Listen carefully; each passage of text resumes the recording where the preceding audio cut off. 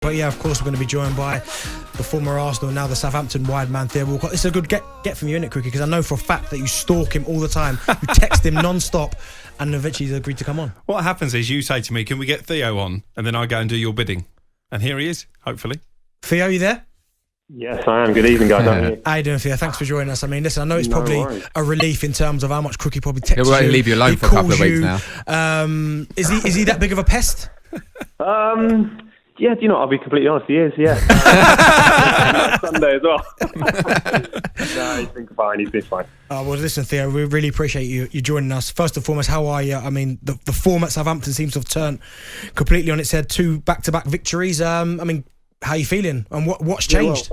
Well, currently, right now, I'm feeling it's quite stuffed from my roast, actually. To be fair, the lads done really well because considering the start we had as well, the teams we played, I would say we were a bit unlucky with the points sort of tally we had, to be honest. And then the games when you're playing teams, around near yourselves, you need to pick up points, and that just shows that we've been playing really good football, just not been putting the ball in the back of the net really, but defending really well, keeping a lot of clean sheets, to be honest, which has been the main goal.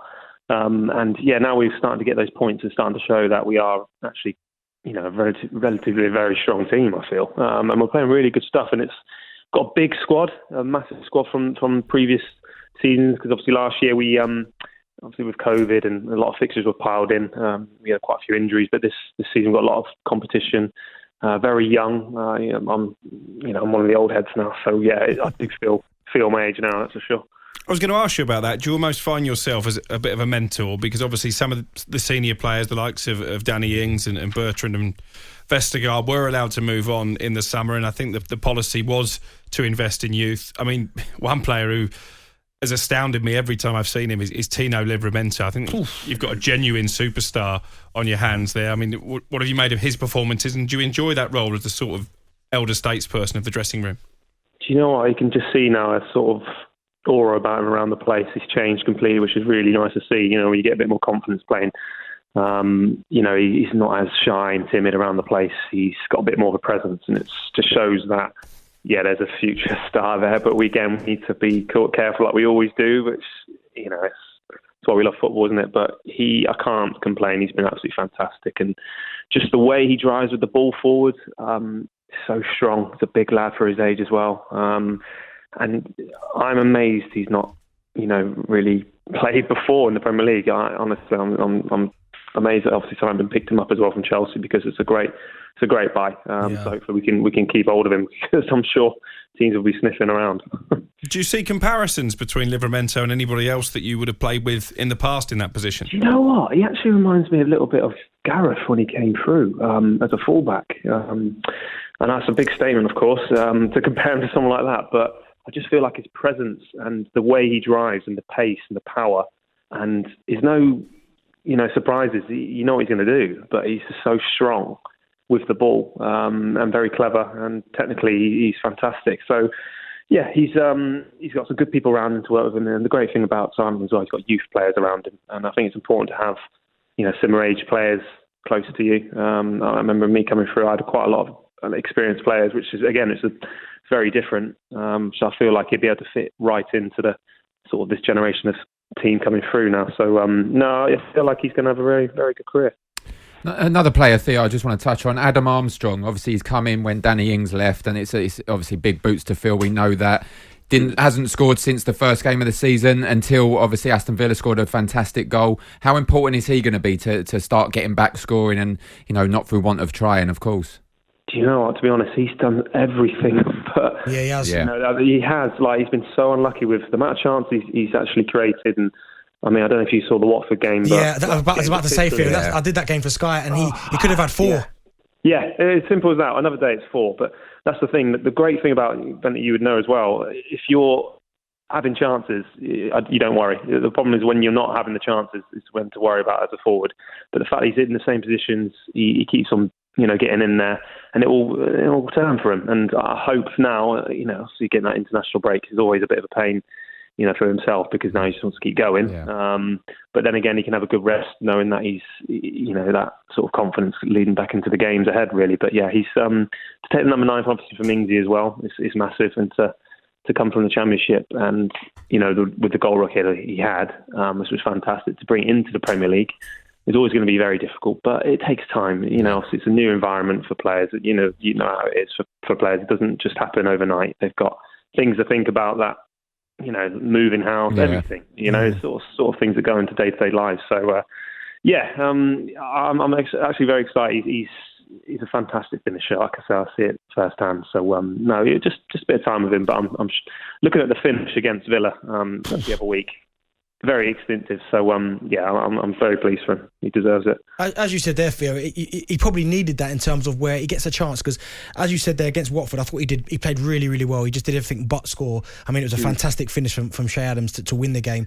But almost that goal against Villa, it's like he needs a chance where he doesn't have to think about it. Like he just hits it and it goes in, and hopefully, as you said, it goes on a bit of a run.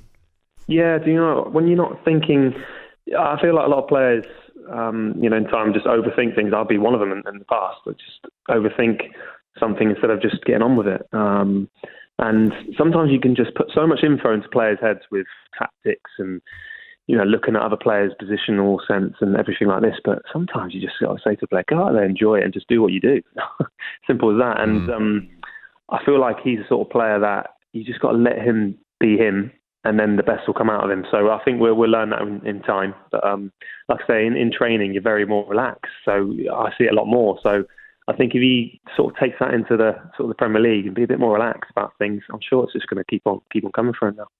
Theo, as you probably know, Benty sees himself as a bit of a trendsetter, a bit of a fashionista. Oh my goodness, where's this come from? But talk to me about the Gaffers Club this season. I mean, Ralph Hasenhuttl, the skin-tight trousers are no more. We've seen sort of a pair of Ian Poulter check trousers, the waistcoat that he loves to bring out, all kinds of different jackets, white trainers against Aston Villa.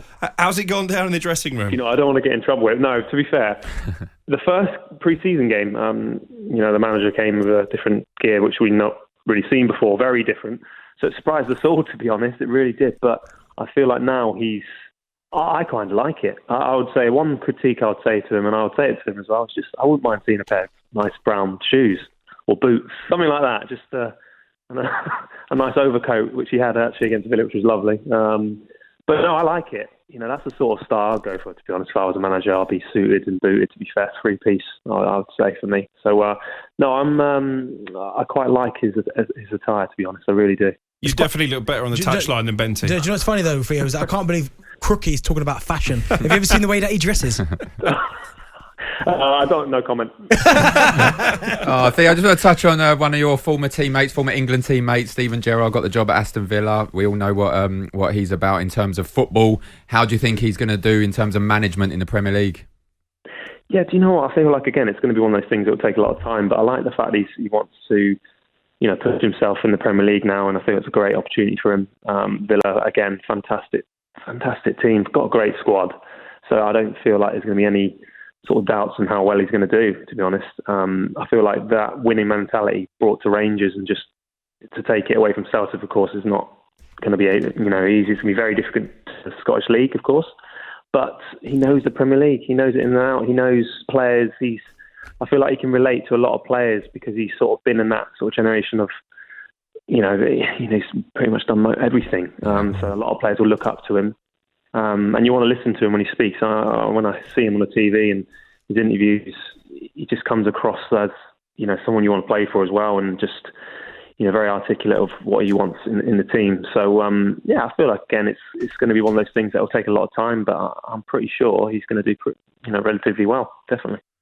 I've got a question for you, Theo, just because we were having this discussion on Friday in terms of, you look at, as you spoke about Gerrard there, and the kind of golden generation which you were part of, the likes of Lampard, Gerrard, we had Joe Cole, Rio, Terry. But when you look at that golden generation and you look at what's available to Gareth now, which squad do you think's better? Yeah, that's a great question. It's so tough. That's a great question. Which squad's better? I really love this squad right now. I can't lie. I think the fact that you just see how together they are as a team. I think the fact you can't take away what they did this summer. So for me, that's a big one. And just the way they've just, brought the whole nation together, and even, past players are part of it. We feel all part of it, which maybe in the past that wasn't the case. I'm not so sure.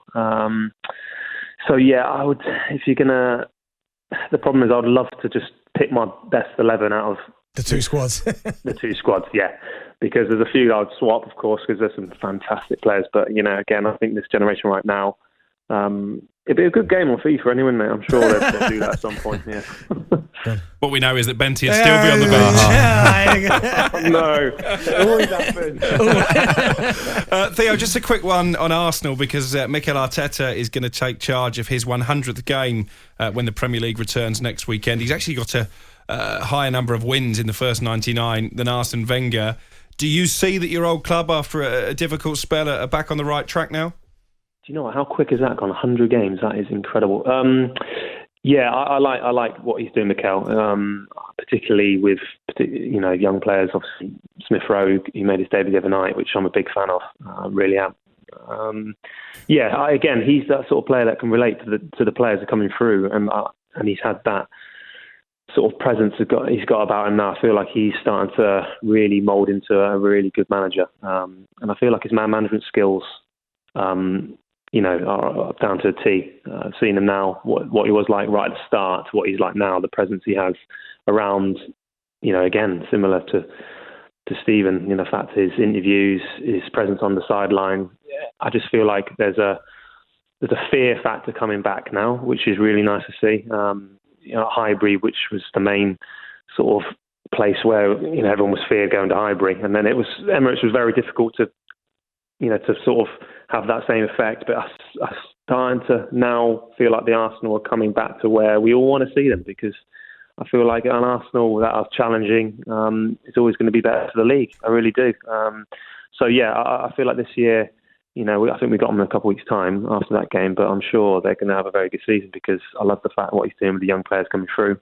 He's going to have money to spend as well, of course. Very youthful team, which is really, really nice to see. Finally, from me, Theo, back to Southampton. Obviously, back-to-back victories, as we've discussed. What are the ambitions now this season? Sit 13th in the league.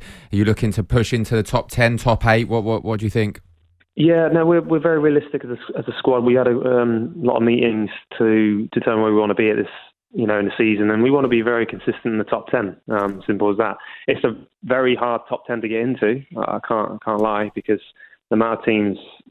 This season are improving, and the starts of obviously Brentford have had as well, but they have faltered recently. But you just can't call it really. But that's our goal, of course, is Southampton to be in the top 10, which would be a great achievement. I think we finished 15th last year, which is disappointing in the end, but. We're starting to show signs. We've played really well in a lot of games and not picked up the points, particularly at the start of the season. But I feel like now we are starting to sort of hit the right rhythm. So I'm very pleased, and now hopefully we can push on, have a very good sort of November, December, and that's where it really starts to make shape. Yeah. Hopefully, well, Theo, listen, enjoy your in roast. Yeah, well, I'm sure my kids will have some left actually. Listen, we really appreciate it. Thanks for joining us on the Boot Room. No, you're welcome, guys. Cheers, Theo. Cheers, Theo.